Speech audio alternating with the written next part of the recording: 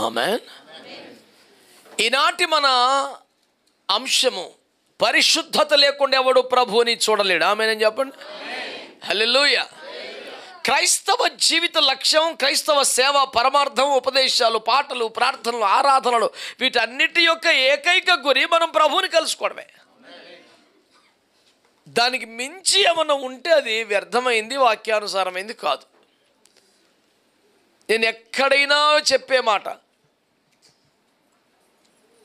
2 రోజులు ఒక గ్రామంలో పట్టణంలో ఉన్నానంటే తప్పకుండా చెప్పే మాట, యేసయ్య మొదటి రాకడే మనకు ఆశీర్వాదం అయితే, అది మనకు సువార్త అయితే, రెండవ రాకడ మరి ఎక్కువ సువార్త కదా. ఎక్కడైనా చెప్పే మాట నేను. ఉదాహరణకి యేసయ్య మొదటిసారి వచ్చినప్పుడు మన పాపాలకి వెల చెల్లించారు, మనకు విమోచన కలిగించారు, లోకంలోంచి విడిపించి మనల్ని సంఘంలో చేర్చారు. చాలా గొప్ప మేలు. రెండోసారి వచ్చినప్పుడు ఆయన దేహంలోంచి విమోచించబోతున్నారు. అసలు మన బాధలకి, కష్టాలకి, శ్రమలకి జీతం ఇవ్వబోతున్నారు. సదాకాలము వరకు శాశ్వతంగా ఉండిపోవడానికి పరలోకం తీసుకెళ్ళబోతున్నారు. మనకు కిరీటం, మనకు ఒక సింహాసనం, మనకు గృహం ఇవ్వబోతున్నారు. జీవవృక్ష ఫలం, ముద్ర, ఇవన్నీ మనకి ఇవ్వబోతున్నారు. అసలు యేసయ్య మొదటి రాకడలో మనకు జరిగిన ఉపకారం చెప్పాలంటే 10 అయితే, రెండవ రాకడలో జరిగేది 90. మరి మొదటి రాకడే సువార్త అయితే రెండవ రాకడ ఇంకెక్కువ సువార్త అవుతుంది కదా. కానీ దుష్టుడు సాతాను ఏం చేశాడంటే రెండవ రాకడ వార్తను ఒక భయపెట్టే వార్తగా, అదొక ప్రమాదకరమైన వార్తగా, అదొక దుర్వార్తగా క్రైస్తవుల హృదయాల్లో లేనిపోని భయాందోళన కలుగజేసి ఇక దాని గురించి పెద్దగా మాట్లాడకుండా చేశాడు. దుష్టుని ప్రయత్నం అది చాలా చెడ్డ భావన. దాన్ని మనం ఖండించి, అది దుష్టుని కుట్రగా గమనించి ఎక్కువగా రాకడ గురించి మాట్లాడాలి, రాకడ పాటలు పాడాలి, రాకడ వర్తమానాలు ఇవ్వాలి. మొదటి తెస్సలోనికీయులు 4వ అధ్యాయం చివరి వచనంలో ఏమంటాడు? ఆయన బోర మోగితే మనందరం వెళ్ళిపోతాం, సదాకాలం ప్రభుతో ఉంటాం, ఈ మాటల చేత ఒకరినొకరు మీరు ఆదరించుకోండి అని చెప్పాడు. అంటే మన కష్టాల్లో, బాధల్లో, శ్రమల్లో ఒకరినొకరు ఆదరించుకునేది కూడా రాకడ ద్వారానే. కానీ ఏమంటారు? మీది సువార్త సందేశమా, ఆదరణ సందేశమా, లేక రాకడ సందేశమా అంటే రాకడలో ఆదరణ ఏమి ఉండదు, భయం తప్ప, టెన్షన్ తప్ప అన్నట్టు. ఇది ఫక్తు తప్పుడు ఆలోచన, వాక్య విరుద్ధమైన భావన. మళ్ళీ చెప్తున్నాను, యేసయ్య మొదటి రాకడే ఆశీర్వాదం అయితే రెండవ రాకడ అంతకన్నా కొన్ని ఎక్కువ రెట్లు ఆశీర్వాదం. కనుక మొదటి రాకడ సువార్త అయితే రెండవ రాకడ ఇంకా పెద్ద సువార్త. మొదటి రాకడ ఆయన ఇచ్చాడు, రెండోసారి మళ్ళీ తీసిపోతాడు కదా. ఇది ఇంకెంత పెద్ద వార్త. ఇంకా సూర్యుడు ఉండడు, సముద్రం ఉండదు, తుఫానులు రావు, బాధలు ఉండవు, రోగం ఉండదు, జబ్బు ఉండదు, యుగ యుగాలు ఆయన దగ్గర ఆయనలాగే ఆయనతోనే ఉండిపోవటం, అది ఎంత పెద్ద వార్త. అది రెండో రాకడ జరిగేది అది కదా. కనుక మనకి కొత్త ఆశలు కల్పించేది, ఆనందాన్ని కలిగించేది, ఆశ్చర్యాన్ని కలిగించేది, నిరీక్షణను కలిగించేది, సంతోషాన్ని కలిగించేది, ఉత్సుకతను రేపేది, నిరీక్షణ వలనైన ఉత్సాహం, ఇవన్నీ కూడా రాకడే. రాకను భూజల్లో చూపెట్టడం ఫక్తు దుర్మార్గుడు, దుష్టుడి బోధ, దుష్టుడి పద్ధతి. రోజు రాకడ మాట్లాడుకోవాలి, రాకడ గురించి ఒకరినొకరు హెచ్చరించుకోవాలి, ప్రోత్సహించుకోవాలి, బలపరచుకోవాలి. ఏదైనా బాధల్లో ఉంటే ఎంతకాలం బాబు వెళ్ళిపోతాం కదా ప్రభు దగ్గర, ప్రశాంతంగా ఉంటావు లేరా బాబు అని చెప్పుకుని ఇక్కడికి రావాలి. కానీ నీకు తప్పకుండా ఇక్కడే మంచి రోజులు వస్తాయి, నువ్వు ఇక్కడే మంచి ఇల్లు కట్టుకుంటావు, ఇక్కడే కారు, ఇవే చెప్పాలా?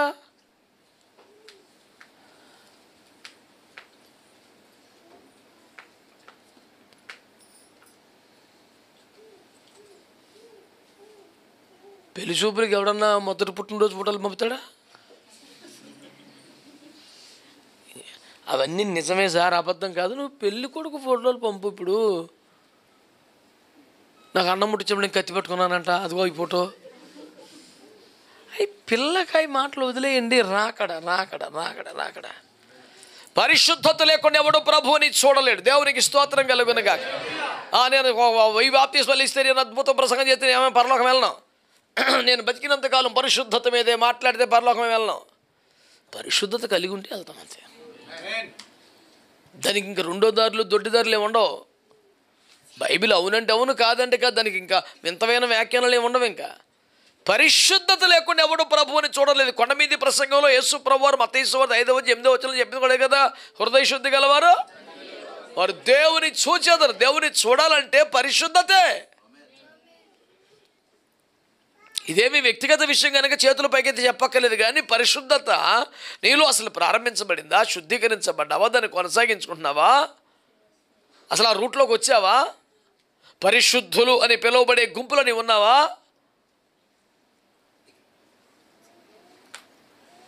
ఇప్పుడు మనకు తెలియని విషయాల గురించి మనం మాట్లాడాలి, కానీ మనకు తెలిసిన మన మాట, మన చూపు, మన స్పర్శ, మన ఆశ, ఇవన్నీ పరిశుద్ధమేనా? మన కోరిక పవిత్రమేనా? మన కోపం పవిత్రమేనా? మన ఆవేశం పవిత్రమేనా? మన అనురాగం, మన ఆప్యాయత, మన ప్రేమ పవిత్రమేనా? పవిత్రమైన ముద్దు పెట్టుకొని అనే మాట పదే పదే ఎందుకు రాశాడు? ప్రతి ముద్దు పవిత్రం కాదనే కదా. ఇస్కరియోతు ముద్దులు ఉన్నాయి, ఓర్ప ముద్దులు ఉన్నాయి, యేసు రక్తం ఏం చేయం.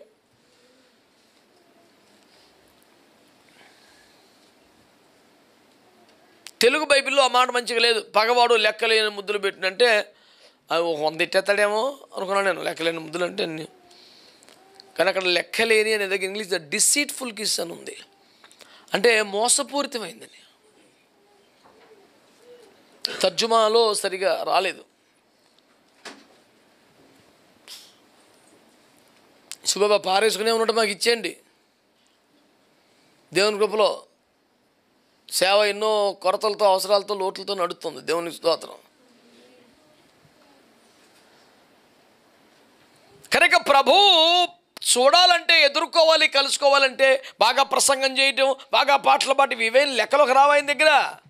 పరిశుద్ధపరచబడ్డావా లేవా అంతే. పరిశుద్ధత లేకుండా ఎవడు ప్రభువుని చూడలేడు. ఇది ఎక్కడ స్టార్ట్ అయింది? 93వ కీర్తన 5వ వచనములో ఏమన్నాడు? పరిశుద్ధతే నీ మందిరమునకు అనుకూలం.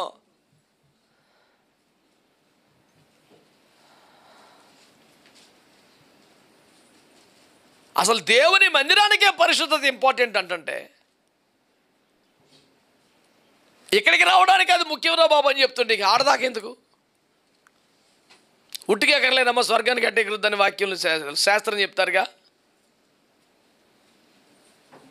మందిరానికి రాతగిన విధమే లేకపోతే పరలోకానికి ఎట్టపోతాం అసలు?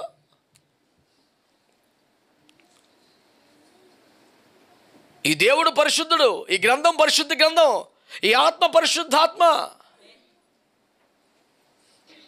మనము సాధన చేయవలసింది పరిశుద్ధత, సంపూర్తి చేయవలసింది పరిశుద్ధత.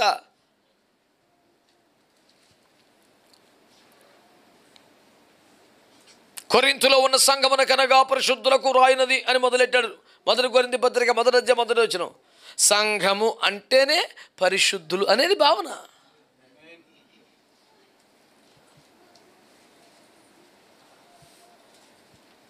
మనం కూర్చున్నా, నుంచున్నా, లేచినా, మాట్లాడినా, పాటిపైన ప్రసంగం చేసిన పద్దాక మనకు అలవాటైన పదం ఏంటి? కృప. దేవుని కృపండి. ఎంతమంది దేవుని నా వాళ్ళు ఏముంది? దేవుని కృపండి, అంత కృపండి, కృపండి. కృప మీదే కదా వదిలేస్తున్నాం పొలమని. కానీ బైబిల్ ఆఖరి పదం ఏంటి? ప్రభు యేసు క్రీస్తు కృప పరిశుద్ధులకు తోడై ఉండునుగాక ఆమేన్. దాంతో ముగిలించాడు బైబిల్ని. ప్రకటన 22 ఆఖరి వచనం. అది దానిపైన ఉంది ఒక 4-5 రంగులు. ఆత్మయు పెళ్లి కుమార్తె రమ్మని వినుముడు రమ్మని అక్కడ అక్కడ అక్కడ చెప్పాడు. అసలు ముగింపు మాట ఏంటి అసలు? ప్రభు యేసు క్రీస్తు కృప.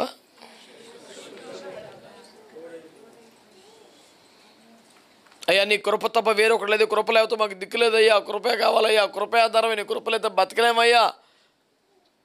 అసలు ఆ పదం తగిలితే అంత 1కి 50 సార్లు పడు. నీ కృపలే నీ క్షణము. అసలు అసలు ఎంత బేభత్సం అసలు. కృప కృప అసలు ఆ పదం వస్తేనే ఇది మందే అన్న ఫీలింగ్ కదా. మరి ఆ కృప ఎవరికట? ఎవడైనా భయం లేకుండా పాపం చేసేవాడు చేస్తే వాడు ఎప్పుడు చేయాలి తెలుసా? ఆయన కృప నాకు అక్కర్లేదు అనుకుంటే చేయాలా? అమ్మాయిన కృప లేకపోతే నేను ఎక్కడ జీవించగలను, నా వల్ల ఎక్కడ అవుతుంది, నేనేం చేయగలను, బాబోయ్ ఒక గడియను ముందుకు వెళ్ళగలనా అనే భావన నీకు ఏర్పడితే మరి భయము కలిగి పాపానికి దూరంగా ఉండాలి. ఇంకా 100 రకాల మార్గాలు లేవు. పరిశుద్ధతే పరిశుద్ధతే పరిశుద్ధత దేవుని మందిరానికి అనుకూలం. ఆమేన్. కానీ ఎవరు ప్రభుని చూడగలరు? పరిశుద్ధులే. పరిశుద్ధులే ప్రభుని చూడగలగాలి.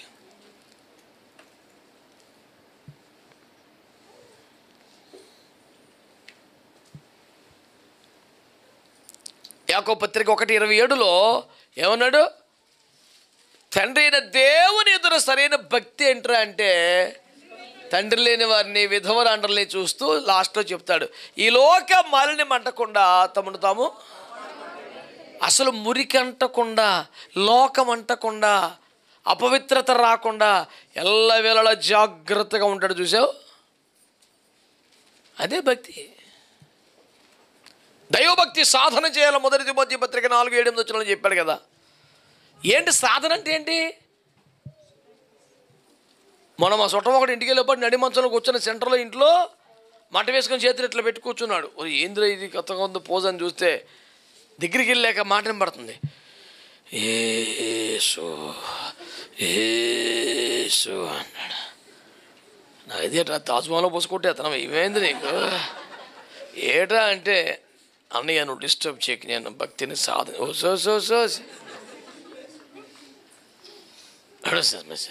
మంత్రాలు ప్రాక్టీస్ చేసినాడు కదా సెంటర్లో కూర్చొని మట వేసుకొని చేయాలో పెట్టి యేసు యేసు అని. నేను ఏంటంటే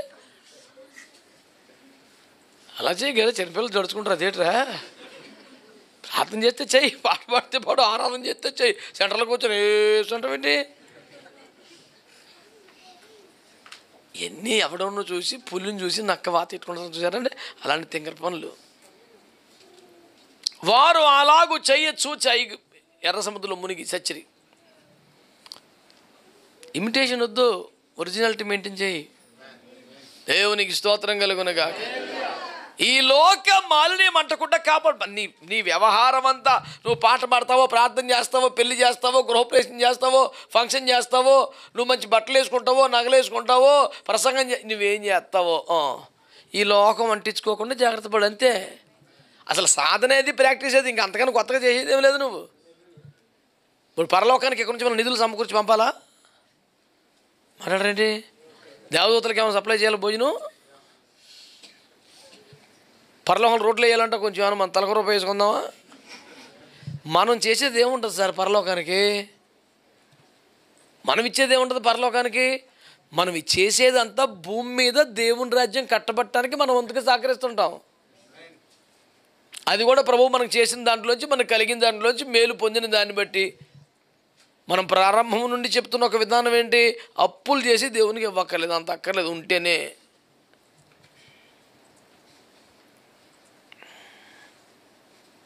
నేను చెప్పే సువార్త ఒకటే, మనం భూమి మీద దేవుని రాజ్య నిర్మాణం కోసం ప్రయాసపడుతున్నాం, కానీ పరలోకం కోసం మనం పట్టుకెళ్ళేదేమో అక్కర్లా.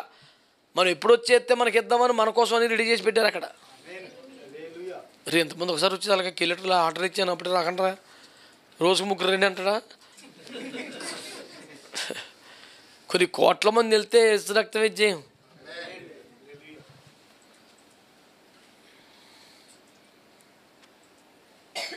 అంచేత నా మనం ఏంటంటే, భక్తి అంటే ఏంటి చెప్పండి?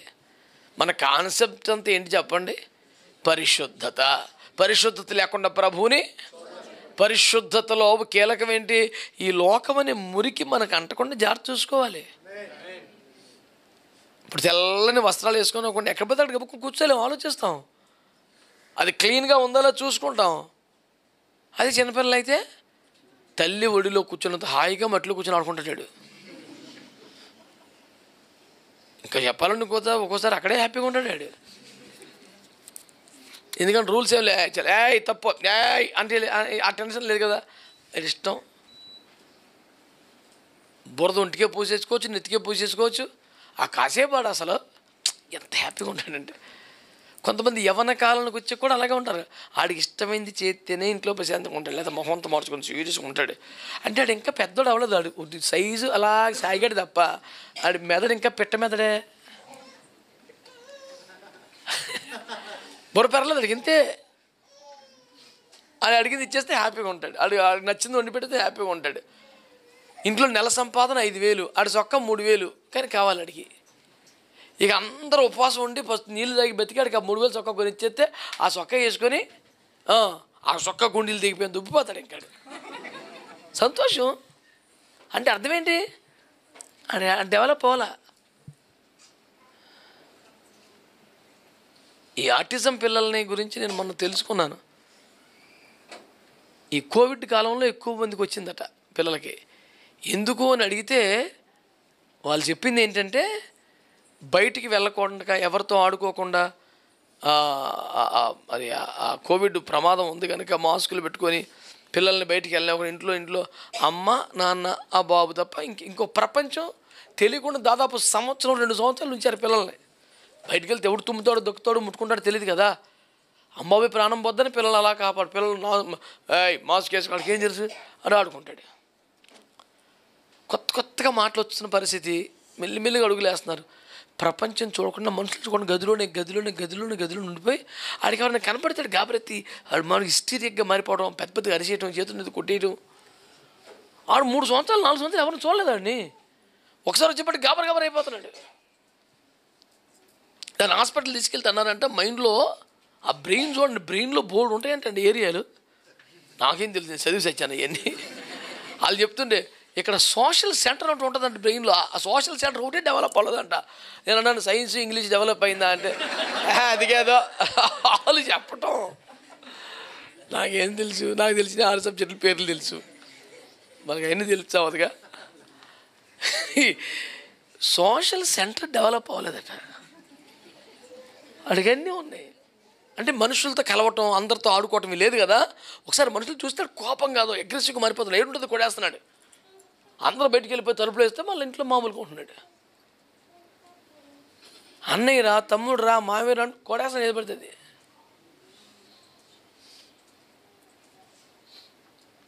ఇక 6 సబ్జెక్టు వెళ్తే మనోడి సబ్జెక్ట్ ఏంటంటే ఇది స్పిరిచువల్ సెంటర్ డెవలప్ అవ్వలేదు. వీడికి చదువు వచ్చింది, మంచి సోకులు వచ్చినాయి. అతని దగ్గర 2 గంటలు గడుపుతున్నాడు, 24 గంటల మొత్తంలో. బైక్తో వెళ్తాడు, కారు అంటే అన్నీ వచ్చాడు, అన్నీ డెవలప్ అయినాడు. స్పిరిచువాలిటీ మాత్రం సొంతం ప్రార్థన చేసుకోవడం రాదాడికి.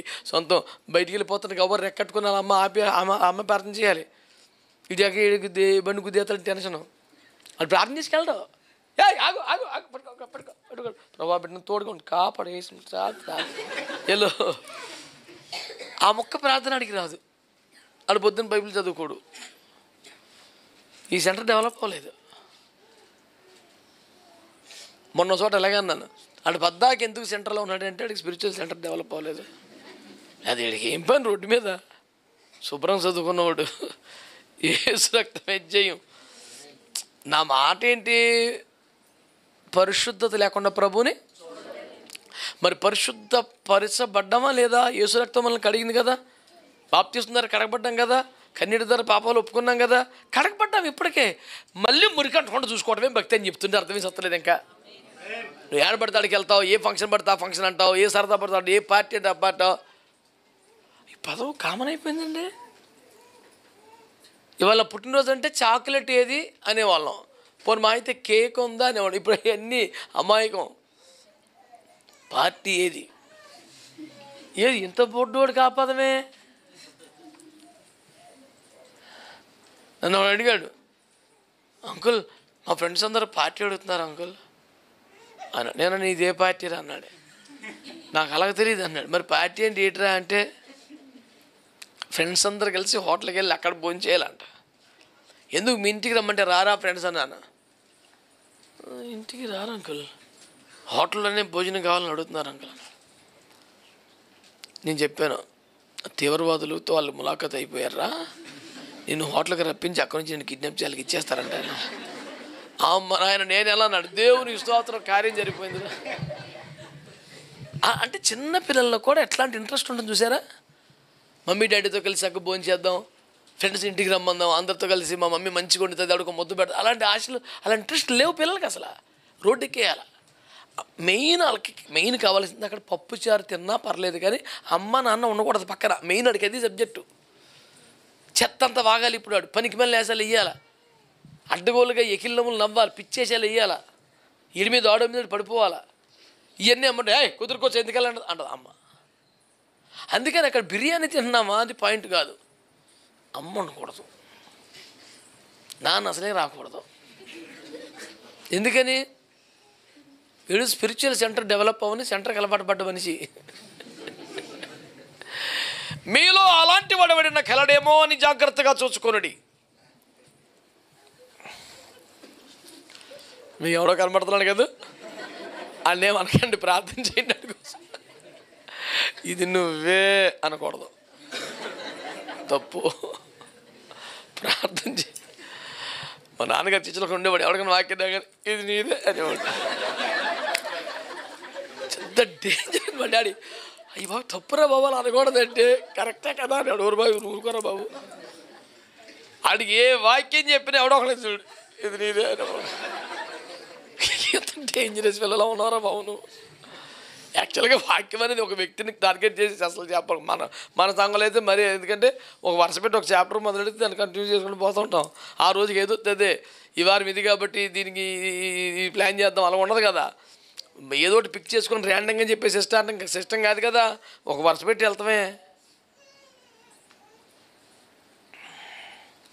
ఎలా సండే స్కూల్ మంచి బలంగా ఉంది, ఏసు రక్తం చేయం.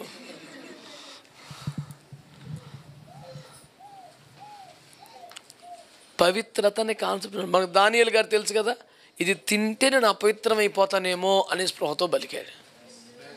ఆమె వాళ్ళ కాన్సన్ట్రేషన్ అన్నపానముల విషయంలో కూడా వాళ్ళ కాన్సన్ట్రేషన్ ఏంటి, టేస్ట్ కాదు.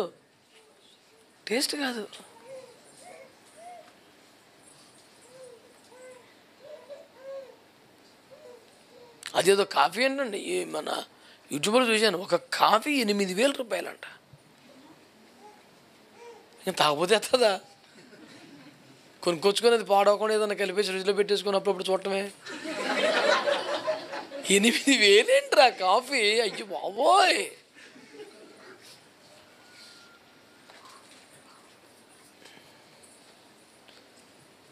మన బెంగళూరు ఎయిర్పోర్ట్లో భోజనం చేశాను. మన హుబ్లీ వెళ్తా కరెక్ట్గా 3 గంటలు 4 గంటల ఎయిర్పోర్ట్లో జీవితం.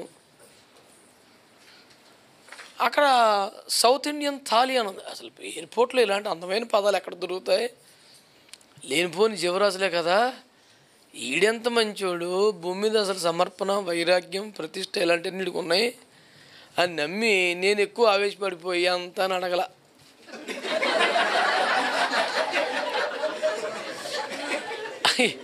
అడెంత అన్నము పప్పు వెజిటేబుల్ కర్రీ బెండకాయ కూర వేసాడు, దానికేం డబ్బులు అవుతాయి? అది కూడా ఎంత గిన్నండి అస్సలే. చిన్న పిల్లోడు కూడా మళ్ళీ తే అన్నది అంటాడు, అంత ఉంది అది. టపటపటపా మరి ఇంకా ఎయిర్పోర్ట్లో కదా అందరూ చూస్తున్నారని చెప్పి స్పూన్తోనే కష్టపడ్డాను అలాగలగా. ఆ పప్పు అంతా అందులో పోసేసి జాగ్రత్తగా తినేసిన తర్వాత మీరు నమ్మండి, నా దగ్గర బిల్లు దాచిపెట్టాను. దాని దెబ్బకి ఇప్పుడు రిటర్న్ జర్నీలో హుబ్లీలో ఒక యాపిల్ కొనుక్కొని 2 యాపిల్స్, ఉదయం టిఫిన్కి ఒక యాపిల్, మధ్యాహ్నం లంచ్కి ఒక యాపిల్, అట్లా తిన్న పొర్రపాటున వాటర్ బాటిల్ కూడా కొనలా. డబ్బులు లేకని కాదు, అంత దుర్మార్గమా. సౌత్ ఇండియన్ థాలీ అంటే ఆ దుర్మార్గం వాడికి హార్మోన్స్ ఎలాగలేదు అసలు. అడిగి 700 రూపాయలు తీసుకున్నాడండి. అసలు నాకు ఆ రోజంతా మనం పెద్ద పాపం చేసినంత ఫీలింగ్ వచ్చేసింది. అసలు ఎప్పుడైనా ప్రతిదీ అడుగుతాను నేను, ఆ రోజు ఎందుకు అడగలేదు. ఎంత అన్న పదం రాలన్న వాటికి. శాకాహార భోజనం ఉందండి, ఎస్ ఓన్లీ వెజిటేరియన్ థాలీ అని చెప్పాను. ఇంకోటి మనకు థాలీ ఎలా ఉండదు కదా సార్, ఇదే థాలీ కదా అనుకుని సార్ పెట్టిరే బాబు అంటే ఆడేంటి చేసాడు. అన్ని ప్లేట్లు మళ్ళీ ఎక్స్ట్రా కూరలో గిర్రలు ఏమి జంతానాయి. ఒక గాజు గ్లాసులో టీ పోసుకొచ్చాడు. ఇదేంటి టీ అంటే అన్నాడు, ఇది టీ కాదు చారు అన్నాడు వాడు. మరి గ్లాస్ ఇచ్చి తాగుతారంటే ఇక్కడ తాగుతారన్నాడు. ఒరే చారు అన్నంలో తింటారు, చారు తాగటం పెట్టరా అని చెప్పి అన్నాను. ఇక్కడంతే తాగుతారన్నాడు. వాడు ఏం తినాలి ఏం తాగాలి తెలుస్తలేదు మీకు, టీ కాఫీలు తాగాలి, చారు అన్నం చారు తాగేది మేడం గ్లాసులో పోసుకొని తింగరంలో ఉన్నాడు. అలాంటి పనులు చేసాడు. 700 రూపాయలు తీసాడు. అని బిల్లు అక్కడ పెట్టి వెళ్ళిపోతే అస్సలా ఎంత బాధేసిన దెబ్బకి హుబ్బిలో 2 యాపిళ్ళు కొనుక్కొని, అది పొద్దున్న 6:30 ఫ్లైట్, 8కి 9కి వచ్చేస్తుంది. ఇక్కడికి వచ్చి ఒక యాపిల్, మధ్యాహ్నం 12:30కి మళ్ళీ ఫ్లైట్ ఎక్కిన తర్వాత 3కి ఇక్కడ దిగుతాం. 2 యాపిల్స్. ఇంటికి వచ్చి షుగర్ చూస్తే 90కి వచ్చేసింది, రక్తం వచ్చి. మరి మేతలేదు కదా. 3ంటికి వచ్చాక మా పాస్టర్ మంది మీరు తినకుండా వస్తారని నాకేం తెలుసు, అన్నం తప్ప ఏమి లేదు. మరి ఏమి లేదంటే ఇక ఆమ్లెట్ వేసి ఇచ్చారు దేవుని కృపలో. తెల్లారి పొద్దున్న చూస్తే వాళ్ళు 112 ఉంది. పద్ధతిగానే ఉందలే, దేవుని స్తోత్రం. ఏమో తిండేటపోతే బాగుంటుంది, మెతుకు తిన్నామంటే వెళ్ళిపోయి ఆకాశమే కూర్చుంటాం. దాని కొత్తగా మారు మనసు ఏమి రాలేదు. నేను చెప్పే సువార్త ఒకటే, మీకు ఒక ముద్ద తినాలి అంటే మనకి ఏం మైండ్లోకి రావాలి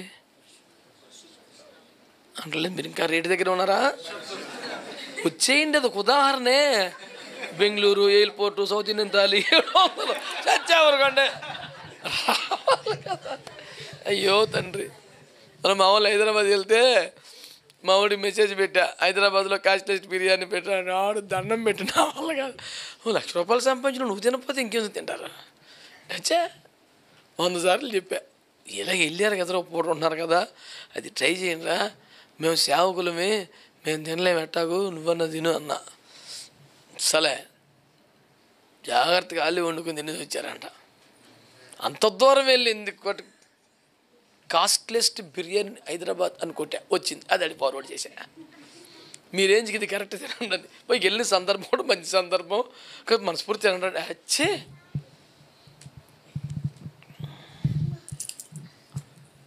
ఏదైనా తినేటప్పుడు మన మైండ్లోకి ఏమి రావాలి? నన్ను రక్తం పెట్టుకున్నాడు, కడిగాడు, పవిత్రపరిచాడు, నేను మళ్ళీ మురికి అంటించుకో, ఆ సోయి ఉండాలా. యోహాను 1:5-18 ఏమన్నాడు? దేవుని మూలముగా పుట్టినవాడు తను భద్రము చేసుకున్నాడు గనక వాడు పాపము చెయ్యజాలడు అని ఉంది. ఆ పదం నాకు ఇష్టం. హీ కెనాట్, వాడి వల్ల కాదంట. మరి మేము మనుషులమే, మరి ఎన్నో పొరపాట్లు, అబ్బే కాదంట, చిచ్చే కాదంట. ఆ బలహీనమైన స్టేట్మెంట్ బైబిల్ ఒప్పుకోలేదు. దేవుని మూలముగా పుట్టినవాడు అంటే దేవుని బీజం, అక్షయ బీజం ఉంటే, ఆ ఇత్తనం ఉంటే లోపల వేసి రక్తం వేసేయం, నీ వల్ల కాదు. ఒక్క దండం పెడితే వదిలిపోద్ది. ఎందుకు నా పేన మీద తెచ్చుకుంటామంటే, నా వల్ల కాదు సార్, చచ్చిపోతానంటాడు. ఎవరో మొరదెకాయ్, పేనం మీద తెచ్చుకుంటాం ఎందుకురా, ఇది ఆడు శాడిస్ట్, ఆడు ఇగో ఫెలో, ఆడితే ఎందుకురా దండం పెట్టే అంటాడు పక్కనోడు ఒకడు. తప్పు కదా, దేవుడికి ఒక్కడికే మనం సాష్టాంగ దండ ప్రమాణం చేయాలి. గుడ్ మార్నింగ్ చెప్పాను కదా చాలే అంటాడు. ఆడు చాలదు అంటున్నాడు కదా, ఇప్పుడు నా దండం పెట్టిరా అంటాడు పక్కనోడు. నేను యూదుడును కనుక అలాగూ చెయ్యచ్చాలను. మరొక 30 రోజులు ఎవడో ప్రార్థన చేసుకోకూడదు, సైలెంట్ ఊరుకోవాలి అంటే, దేవా వేకుజాము లేచి ప్రార్థన చేయలేకపోతున్నా నా దుస్థితిని గమనించి ప్రార్థన చేయకుండా చట్టమే తెచ్చావా?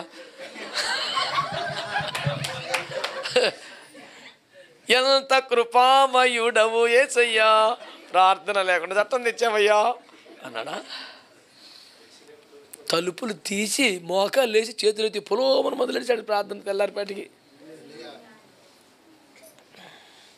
ఇట్టి శాసనము చేయబడినని తాను ఎరుగు ఎప్పటి ఎట్లు ముమ్మారు మోకాల్లోని చేతులెత్తి.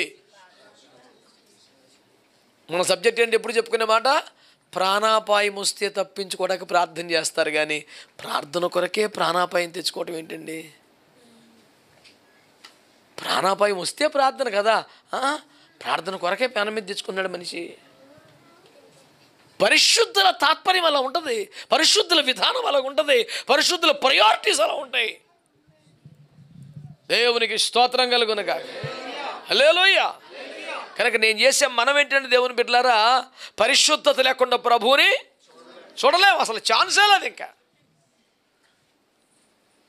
అందరికీ సులభంగా అర్థమయ్యే జనసమూహం అందరికీ చెప్పినటువంటి కొండ మీద ప్రసంగం మొదలుకొని ఆత్మలు ఎదిగిన వారికి హెబ్రీ పత్రిక 12 చెప్పిన పాఠం దాకా మొత్తం సారాంశం అదొకటే.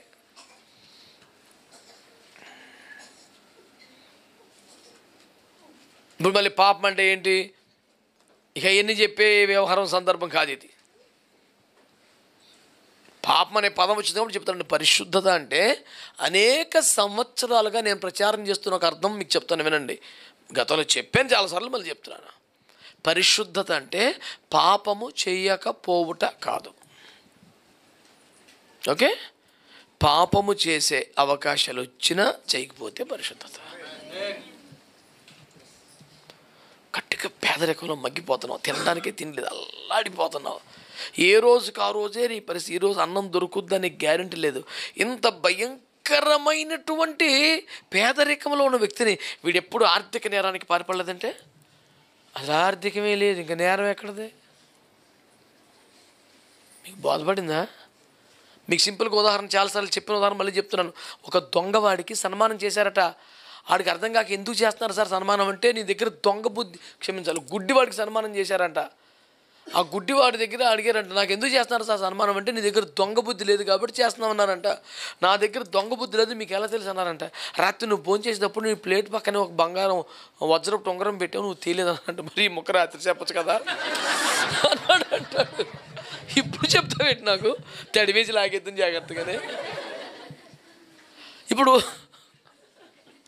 గుడ్డోడు దొంగతనం చేయలేదంటే కాదు నాయన. మన పాయింట్ ఏంటి? దొంగతనం చేయకపోవటం కాదు, దొంగతనం చేసే అవకాశం ఉండి. ఎలాగా? ఎస్తేర్లాగా, ఎలాగా? యోసేపులాగా, ఎలాగా? దానియేలులాగా. ఎస్తేరు పాయింట్ ఎందుకు చెప్పాను? ఆహారం.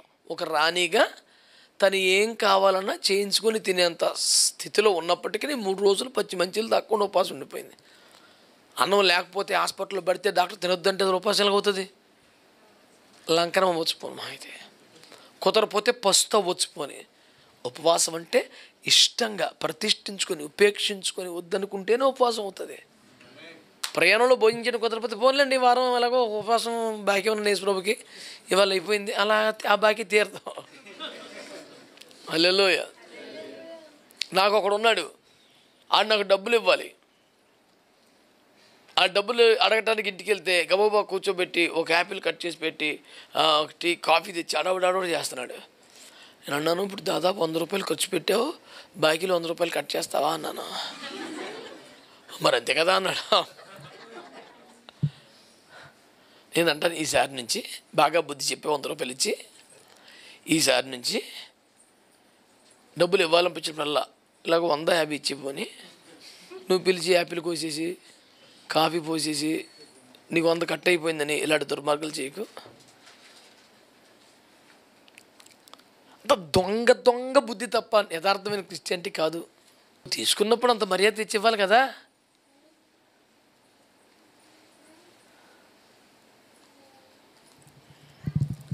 చాలామంది భక్తులు గుర్తొచ్చేస్తున్నారు, పోనీ ఇంకా దేవునికి స్తోత్రం కలుగునగా.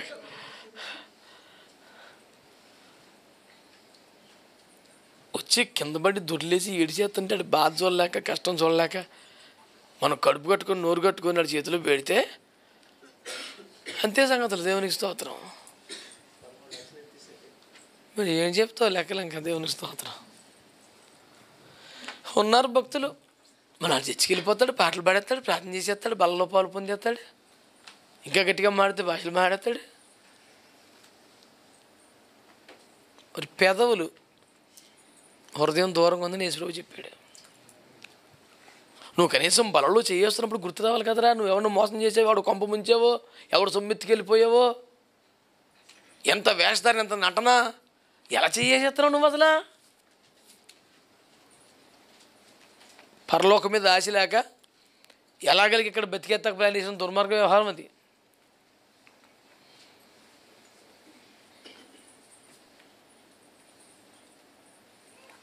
యోసేపు పాపం చేస్తే సమస్య కాదు, చేయకపోతేనే సమస్య వచ్చేలా ఉంది. అయినా పారిపోయాడు దూరంగా. పాపం చేసే అవకాశాలు వచ్చినా చేయకపోతేనే దాన్ని ఏమంటారు? కొంతమంది యవనస్తులు నాతో కలిసినప్పుడు డైరెక్ట్గా ముఖం మీద చెప్పేశాను, నేను దేవునికి ఒప్పటినంతవరకు ఏ పొరపాటు చేయలేదని. అంటే అసలు నీకు అవకాశం వచ్చిందా? ఎప్పుడు నీకు ఒక 5,000 రూపాయలు పని చెప్పారా? అందులో 5 పైసలు కూడా కమిషన్ కొట్టకుండా వచ్చావు నువ్వు వెనక్కి. అసలు నీ చేతికి మీ నాన్నగారు ఎప్పుడు 10,000 రూపాయలు ఇవ్వలేదా? ఏదైనా పని చేయమని చెప్పలేదా? అందులో నువ్వు సొంతంగా ఏమి నాన్నకి చెప్పకుండా ఏమి సొంతంగా 100 రూపాయలు కొనుక్కోలేదా?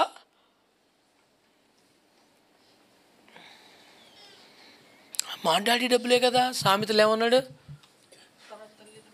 తల్లిదండ్రుల సొమ్మును తీసుకొని తినేసి నాదే అని ఫీల్ అవుతున్నాడు, తప్పులేదు అనుకోడు, పాపం చేస్తున్నట్లు లెక్క. మన ఫెయితోం పిల్లలు కానీ సంఘ బిడ్డల్లో కానీ మీటింగ్స్ అయ్యేటప్పుడు పరిచయలు జరిపి మనిషికో 5,000 10,000 వాళ్ళందరి చేతిలో పెడేస్తాను నేను డబ్బులు. ఎందుకంటే ఎక్కడో స్టేజ్ మీద ఉంటాం, దైవజనులతో ఉంటాం, అయ్యగారు డీజిల్ అయిపోయింది, అయ్యగారు వాటర్ బాటిల్ కావాలి, డబ్బు అసహ్యంగా ఉంటుంది కదా. ఈ పనుల మీద తిరిగేటప్పుడు కూడా 5,000 10,000 పిల్లల చేతుల్లో పెడతాను. కానీ రూల్ ఏంటి? నీకు ఆకలించి తిను, నీ బిర్యానీ తినాలని కూడా తిను, ఏం తప్పులేదు. కూల్ డ్రింక్ తాగో, ఏం తప్పులేదు. కాకపోతే నాకు సాయంత్రం లెక్క రాసి చూపించు.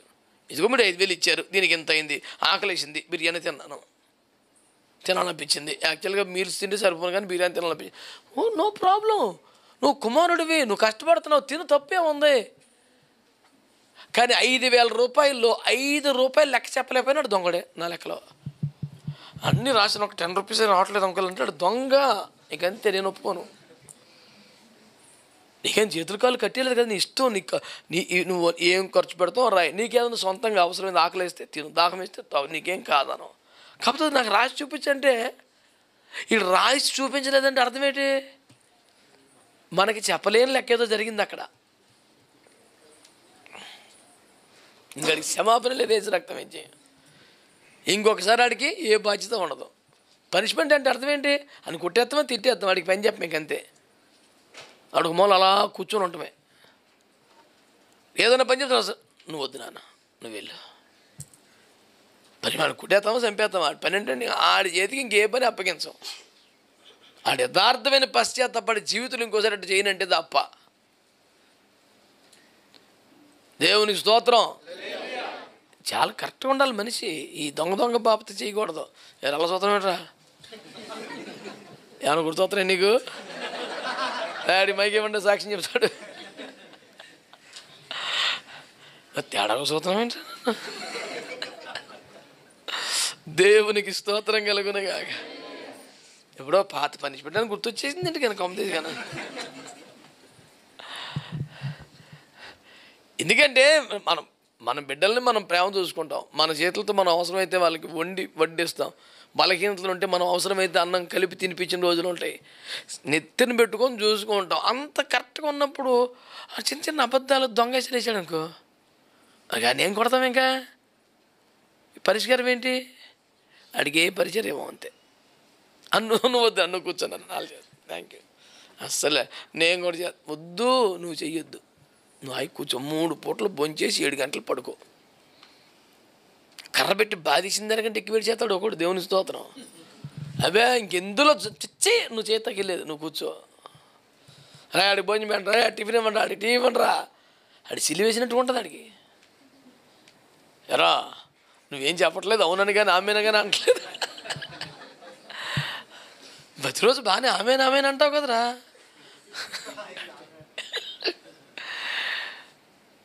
ఎందుకంటే ఈ మాయా మర్మాలు వద్దు, తేటగా ఉందాం. నేను చెప్పేది అది.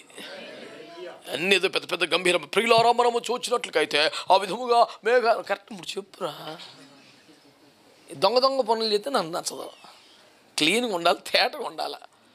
ప్రభునామానికి స్తోత్రం. మీ అందరికి వందనాలు. ఏం చెప్తలేదేంట్రా?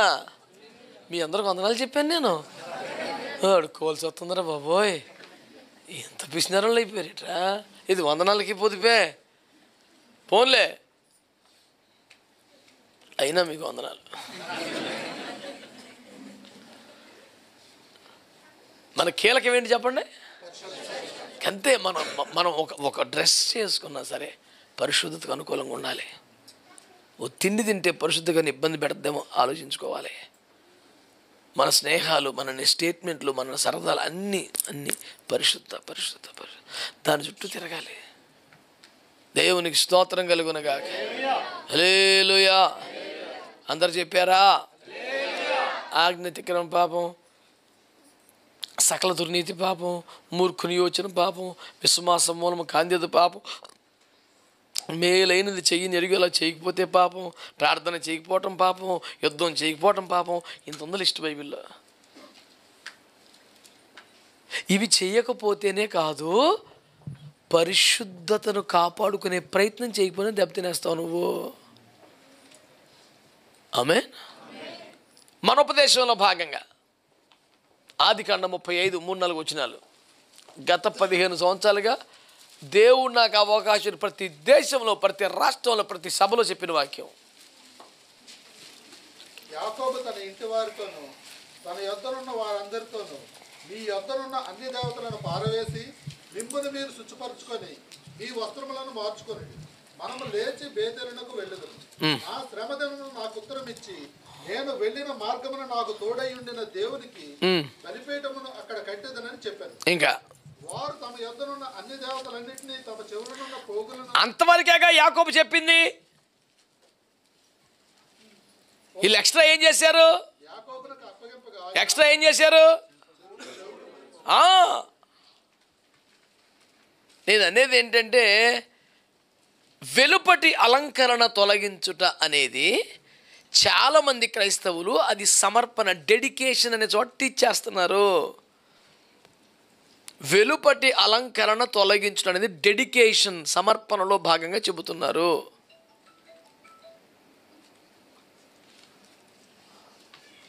అది సమర్పణలో భాగం కాదు, అది పరిశుద్ధతలో భాగం. నేనేమంటాను, మనం దొంగలం కాదు, తాగుబోతులం కాదు, వ్యభిచారులం కాదు, అక్రమస్తులం కాదు, అవినీతి పరులం కాదు. దేవుని భయం కలిగి కడుపు కట్టుకొని కన్ను కట్టుకొని ఇంత జాగ్రత్తగా బతికి ఒక్క దగ్గర దొరికిపోవడం దేనికి? ఆకాని చిన్నప్పుడు సూపరు, ఆ కాస్ట్లీ గుడ్లు కాసిపడి చచ్చిపోయాడు. ఎందుకు అవసరమా? ఆ తిరుగుబాటు చేసే వాళ్ళు, మాంసాపేక్ష వాళ్ళు అందరూ పోయి, నువ్వు కూడా పోయావు. అభిషేకించబడని వానిదైనట్టు అభిషేకించబడిన వాడు డాలు కూడా పడిపోయింది అని బాధపడ్డాడు 2 సమయంలో 1వ అధ్యాయంలో. అభిషేకం లేనోడిది పారేసినోడు, అభిషేకం ఉన్నోడు పడిపోతే అలాగా? ఉపదేశం లేనోళ్ళలాగా ఉపదేశం ఉన్నోడు పడిపోతే అలాగా? పరిశుద్ధాత్మను పొందని వాని వలె పరిశుద్ధాత్మను పొందేక్కడుంటే అలాగా? యుద్ధమన్నా కొందరి డాళ్ళు పారవేయబడతాయన్నా, అభిషేకించబడని వానైతే పాడు అనుకోవచ్చు. అభిషేకించబడ్డ డాలు ఆయుధం పోవడానికి వెళ్ళలేదు. మీ సింపుల్ చెప్తాను. ఎలీషా శిష్యుడు తనకున్న ఆయుధాన్ని, గొడ్డల్ని నదులు పారేసుకున్నాడు. దావీదు ఆడుకున్న కత్తిని కూడా లాక్కొచ్చాడు. మంది ఏ రకం? మంద పారేసుకున్న రకమా, అవతల లాక్కొచ్చే రకమా? అక్కడే తెలిసిపోతుంది క్వాలిటీ. మనకున్నదే పారేసుకునే రకమా మనం, లేదా అవతల కూడా లాక్కొచ్చే రకమా? అదే రేంజ్ అంటే. వెళ్ళిపోతాను పాకేసుకున్నాను, గోల చేశాడు. వీడికి ఉన్నది పారేసుకొని వచ్చాడు. దావీదు సింపుల్ చిన్న పొలముకి వేసుకెళ్ళి ఎత్తిలాకి వచ్చాడు. చాలా కాలం తర్వాత దావీదు శత్రువుల మధ్యలో ఇరుక్కుపోయి ఆయుధం లేనివాడుగా ఉన్నప్పుడు సాదోకు అనే యాజకుని దగ్గరికి అడిగితే, ఆయుధం ఏదన్నా గుళ్ళో ఉందా సార్ అంటే, ఏమీ లేదు నాన్న, గొల్లియతగడికి ఎత్తి ఒకటి ఉంది అని డల్గా బాధగా చెప్తే, వెంటనే దావీదు అంటాడు, దాన్ని మించినదే మనం తీసుకురా అంటాడు. ఒకప్పుడు శత్రువు చేతిలో ఉన్నది ఇప్పుడు దేవాలయపు గర్భగుడిలో ఉంది. అదే కదా సేవ అంటే. శత్రువు చేతిలో ఏవైతే ఆయుధాలు ఉన్నాయో, శత్రువు చేతిలో బలం ఏంటో అది దేవుని సందులోకి తేవాలి. అది మన తీసుకెళ్ళి అర్థంలో పడేసుకొస్తాం ఏంటి? ఆడిది కాల్ చేసి తీసుకురంటారా బాబు అంటే. మనం దొరికిపోతే ఎలాగా? మనం మేత అయిపోతే ఎలాగా? కనుక వెలుపటి అలంకరణ అనేది మన వ్యక్తిగత సమర్పణ మాత్రమే కాదు, అది వ్యక్తిగత పరిశుద్ధత కూడా. దాన్ని పరిశుద్ధత అనే కేటగిరీలో చూడాల్సి ఉంది. ఈ వాక్యాన్ని బట్టి మిమ్మల్ని మీరు శుచిపరుచుకోమన్నప్పుడు అలా పనిచేశారు కనుక దేవునికి స్తోత్రం కలుగునుగాక. హల్లెలూయా. కనుక పరిశుద్ధులు ఎట్లుండాలి? అన్నపానాల విషయంలో జాగ్రత్తగా ఉండాలి. పరిశుద్ధులు ఎట్లుండాలి? దేవునికి చెందాల్సిన మహిమను ఎదుటి వారికి ఇచ్చే ప్రయత్నం జరుగుతుందేమో చూసుకోవాలి. మూర్తికని జ్ఞాపకం చేసుకోవాలి. ఉపవాసాలు జ్ఞాపకం చేసుకోవాలి. రోషం కలిగి ఉండేదాన్ని జ్ఞాపకం చేసుకోవాలి. ఈ లోక మాలని వంటించుకోకూడదు. దేవుని మూలముగా పుట్టిన బీజం లేదు కనుక నువ్వు భద్రపరచుకోవాలి, కాపాడుకోవాలి. ఇవన్నీ కలిపితే 2వ కొరింథీ పత్రిక 7వ అధ్యాయం 1వ వచనం.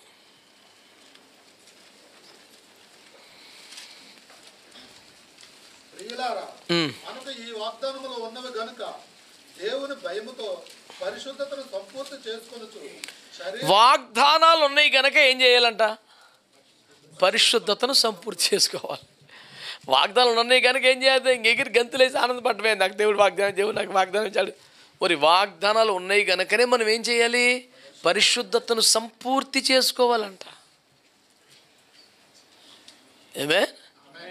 ఎప్పుడు స్టార్ట్ అయింది సంపూర్ణత? పరిశుద్ధత ఎప్పుడు స్టార్ట్ అయింది? యేసు రక్తం నేను కడిగింది.